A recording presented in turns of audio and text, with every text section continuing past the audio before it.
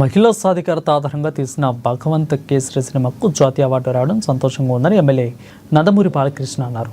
అమరావతిలో ఈ నెల 13న పశుతరకం క్యాన్సర్ ఆసుపత్రికి ముఖ్యమంత్రి చంద్రబాబు పంపు చేయనున్నారు.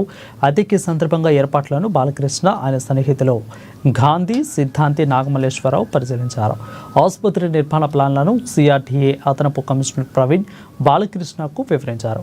మొత్తం 21 ఎకరాల విస్తీర్ణంలో క్యాన్సర్ ఆసుపత్రి నిర్మిస్తున్నట్లు చెప్పారు. 3 దశల్లో ఆసుపత్రి నిర్మాణం ఉంటుందని అన్నారు. ఇకపై తాము తీయబోయే సినిమాలలో సమాజానికి సంబంధించిన మంచి సందేశాలు ఉంటాయని బాలకృష్ణ తెలిపారు.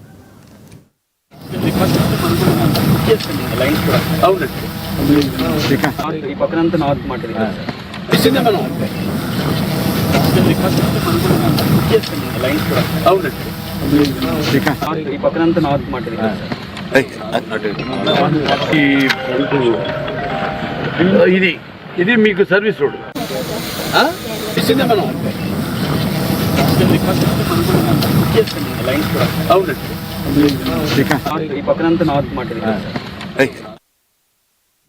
కడప జిల్లాలో